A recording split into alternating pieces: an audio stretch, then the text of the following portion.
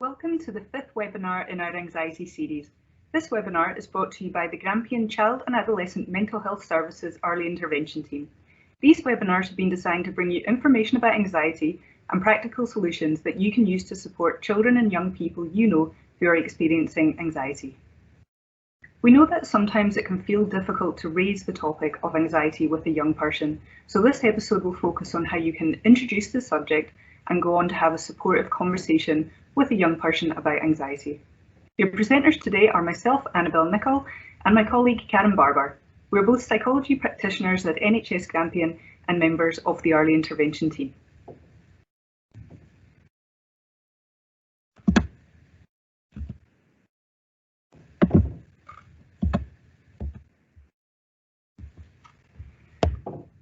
Prior to having a conversation about anxiety, it's useful to prepare yourself in the environment. Choose a time in advance to have this conversation when you know that yourself and the young person will have time to chat and not be in a rush to get somewhere else. It helps if it's a time when everyone's feeling comfortable, so ensure no one's hungry or tired, and it can be difficult, but try to have a distraction-free environment so you can keep their full attention on the conversation. Children will pick up on your tone of voice, facial expressions, and your body language, not just the words you use. So speak in a calm voice and use supportive and encouraging gestures, such as nods of the head. Give them time to speak, do not rush the conversation and do not interrupt them. If you have a question about something that they've said, wait until they finish speaking and ask them to elaborate or clarify once they're done. For younger children, you might like to use play to open up this discussion, or you can introduce topics such as anxiety through storytelling. Books such as The Lion Inside or The Koala Who Could by Rachel Bright and Jim Field raise issues of stepping out of your comfort zone and finding inner strength. See below for links to both of these stories being read aloud on YouTube. Be curious about their experience and allow them to tell you about things in their own words. We often have our own ideas about what a young person might be experiencing based on things that we've seen or other experiences we might have had with anxiety. Go into this conversation with an open mind and be curious about what's happening for them as an individual. Use open questions to encourage them to do as much of the talking as they can. The next slide contains more information on how to do this. With younger children who typically don't provide as much information to open prompts, they might like to share information with you non-verbally. You could use a worry jar or a worry monster where they write down their worries, or you could ask them to draw a picture for you to show you the things that they're worried about. Acknowledge their feelings. Don't minimise or avoid their concerns or tell them how they should feel. For example, don't say things like, "That's silly, you shouldn't be worried about that." Tell them that you understand how difficult it is for them and explain there are lots of ways that you can help them manage those feelings. Normalise worrying by assuring them it's natural to feel scared about all kinds of different things and it's just their body's way of trying to keep them safe. If you've watched the second webinar in this series, Body Tools, you might like to use some of the material in there to explain a bit about our internal anxiety alarm and the stress response. Remind them that even grown-ups worry and that different people worry about different things. Dealing with uncertainty is an unavoidable part of our daily lives. Because we can't see the future, we can never be sure exactly what's going to happen day to day. Being intolerant to anxiety is a bit like having an allergy. If you're allergic to pollen, you might sneeze when exposed to pollen. When people who are intolerant of uncertainty are exposed to uncertainty, they can also have a really strong reaction. They worry and do everything they can to avoid, get away from, or eliminate the uncertainty. Explain that some kinds of worrying can be helpful as it motivates us to prepare for situations, but worrying about things that we have no control over won't change the situation and it only keeps us from enjoying our lives. See the third webinar in this series, Thinking Tools, for a way to explain to young people what we can and can't control, and also some links to our coronavirus worry packs below. Let them know that you're there to support them and ask if there's anything that you can do that would be helpful for them. Offer to make a plan together of ways that they could manage their anxiety and offer to do some of those things together. For example, if you decide that spending too much time on social media and watching the news is unhelpful for them, could you plan an after-dinner walk together? You could also offer to share useful websites and resources or the anxiety management strategies demonstrated in the other webinars in this series. Use this opportunity for children to learn important life skills like emotion and stress management. Remind them there are things that they are in control of and things that they can do right now to help manage their anxiety. Praise and encourage what they're already doing well, even small things such as good job for sitting down and getting that essay done, I know it was stressing you out, can feel really supportive for a young person. Finally, it's important to know that we're not leaving our children in a state of distress. As the conversation wraps up, try and gauge their level of anxiety. Look for body language and consider whether they're using their usual tone of voice. Thank them for sharing how they feel and ask them if there's anything that they can think of that you can or others can do to support them. Let them know they can talk to you whenever they like and remind them to do that if they're struggling.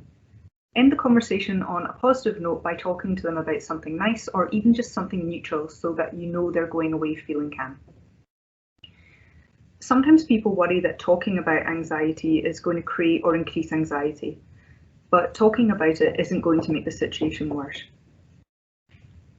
If through the course of your conversation with a young person they tell you something that concerns you, make sure to contact your GP to discuss further. There are also other organisations you can get in touch with for support, and their details are on the final slide of the final summary slide of this presentation.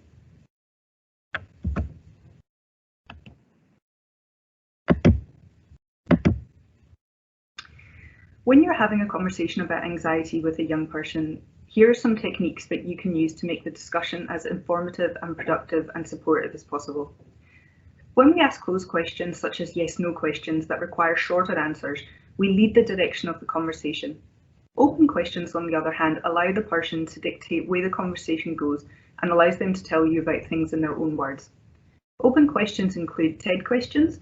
These begin with tell, explain, and describe. You might also want to use what or how questions to find out more about something the young person has just told you. If you find yourself doing a lot of the talking, then you might want to have a check-in with yourself and ask yourself whether you are using mostly closed questions.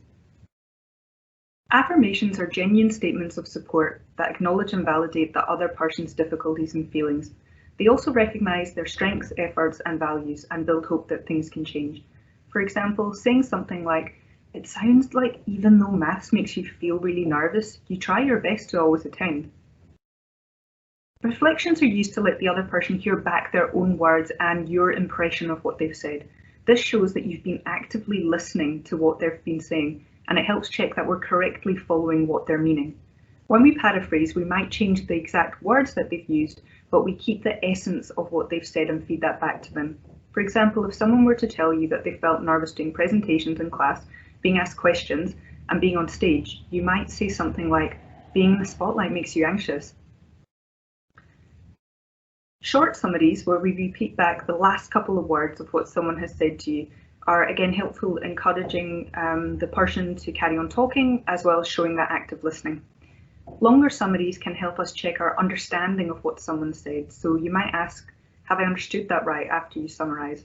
They also help us move on to another topic by summing up everything that's been said so far in order to mark the end point of that topic.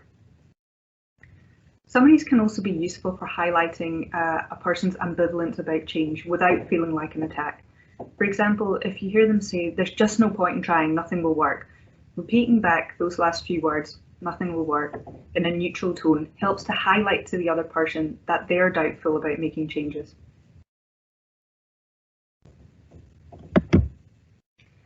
Karen and I are going to do a quick demonstration now of how you might start a conversation about anxiety with a young person.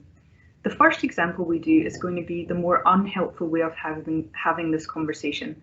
The second time around will be a more supportive and productive conversation that includes the techniques that we've just discussed on the previous slide. Our first demonstration is an example of a not so helpful way to introduce the topic of anxiety with a young person. Karen, can I have a quick word with you before you head off? I'm running a bit late and I need to meet Beth in 5 minutes because we're getting the bus together. Well, that's what I wanted to talk to you about, really. I've noticed that you don't seem to be getting the bus by yourself anymore. You used to go to Granny's by yourself, you used to go in town by yourself, but now you only ever go if Beth's going. Why? I don't know. I guess I just feel more comfortable when someone's with me. Did something happen on the bus? No. Has someone been bothering you on the bus? No. Are you having problems again with your bus pass and that bus driver not accepting it? No? But you used to go on the bus by yourself. Well, I just don't like to anymore. But you've gone on the bus by yourself for years. Yeah, I mean, to be honest, I've just been feeling a bit worried about it lately. If I'm by myself on the bus, I feel really shaky and like something bad is going to happen. I just feel better when someone's with me. You know nothing's bad is going to happen on the bus, don't you? Granny only lives 10 minutes away and it's summer. It's light outside until 10 p.m. Yeah, I know that, but just the thought of going on the bus just makes me feel a bit sick. There's no point in worrying. It's not going to change anything. You should try and think about something else instead. Just think positive thoughts, yeah? Yeah, okay. Good. You just have to push through it, Karen, because Granny's been on the phone asking why you've not been around. She misses you. You'll be fine. Okay, I'll try. Now we will demonstrate a more helpful way of introducing the topic of anxiety with a young person. Karen, before you head off upstairs, I was hoping we could have a cuppa and a wee chat. Okay. Great. I know things have been really busy lately with my extra shift and your exam revision, so I just thought it'd be good to have a wee catch up about how things are going with you. Things are okay. I mean, there is a lot of homework and it's really hard doing coursework online, but I think I'm getting used to it. You've always worked so hard at your studies. I know doing well in school is really important to you, but it sounds like you've got a lot on your plate right now. Yeah, I suppose I do. I couldn't help but notice that you've not been over to see Granny in a while. Yeah, I know I need to go and see her. I just haven't really wanted to get that bus though. You haven't wanted to get the bus? Tell me a bit more about not wanting to get the bus. Well, if I'm by myself on the bus, I feel really shaky and like something bad's going to happen, and I just feel better if someone's with me. That sounds difficult for you. What do you mean you feel like something bad is going to happen? I don't know really, I just get like this kind of churning feeling in my tummy, like I'm going to be sick, and then I start to worry I'll be sick on the bus in front of everyone, and that would be really embarrassing. I know it's really stupid, and I feel like such a baby. So you're feeling worried about what will happen if you get on the bus. Worrying about going on the bus by yourself doesn't make you a baby. It sounds like it's making you anxious, and that's something everyone experiences from time to time, especially when they've got a lot going on in their lives. I know I certainly do. It's a normal response. How about we go for a nice walk together just now? Getting out of the house for some fresh air and exercise will do us some good, get some of those endorphins going. We've been cooped up in the house a lot lately. Then why don't we sit down together after dinner and make a plan of things that we could do to help you feel a bit less anxious? Yeah, that sounds really good, yeah.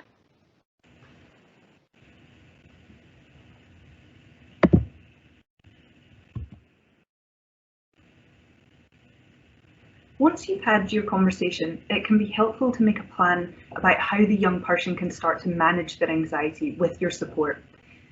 While having had the initial conversation can be in itself a source of support, if we want the young person to actually make some positive changes, then it's helpful to have an action plan in place so that the ideas don't get forgotten and so that you're both on the same page. Your plan could include finding and trying out different anxiety management techniques. There are countless sources online that you can access for free that contain information and ideas. You might even like to use these webinars for some ideas. There are links below to other resources online as well that you could try. Anxiety management techniques such as deep breathing or grounding can be really helpful in the moment when we're feeling anxious. Think of them like fire extinguisher that we can use to control the outbreak of a fire. If we build helpful habits into our daily routine, this can help stop the fire breaking out in the first place. What we put into our bodies, how much we move our bodies, how much rest and relaxation we get, and the way we think can all contribute to increases or decreases in our level of stress hormones that trigger off that anxiety. See webinar 2, Body Tools, in this series for more information about building a daily routine that supports anxiety management. You can build helpful habits into family life, doing things together such as taking a daily walk or challenging each other to drink more water and fewer caffeinated beverages sets a good example to your children, and we know that children can learn through social modelling, that is, copying what they see you doing. Every child is different, and as they start to try new things on their anxiety management plan, keep a note of what's working. Maybe you noticed after a walk they're in a much happier mood, or maybe you found that giving them a job to do, even something like organising the tins in the cupboard, might be a great distraction from their anxiety and make them feel like they've achieved something. Use the anxiety thermometer from the second webinar, Body Tools, to get them to rate their anxiety before and after trying a new strategy, so you both have an idea of what's working for them. And remind them to use their strategies if they tell you or you think they might be worried about something.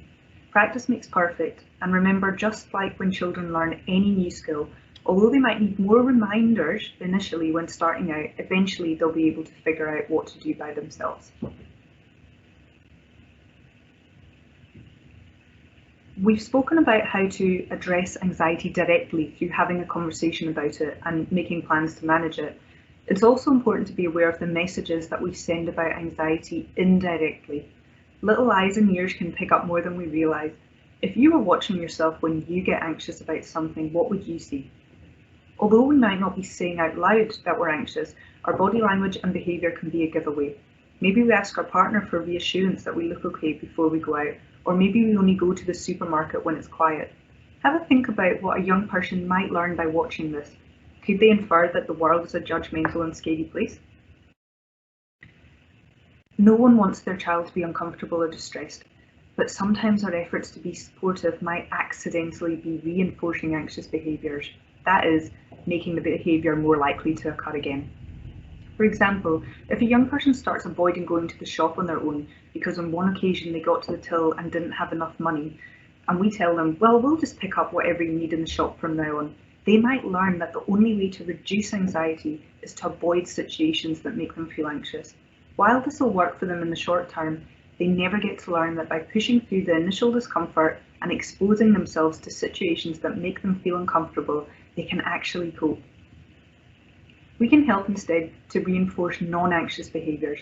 We can keep an eye out for coping behaviours in our children and point out and praise them. This could be new things that they're trying, or it could be things they're already doing well. For example, well done for going to the shop by yourself, that was really brave.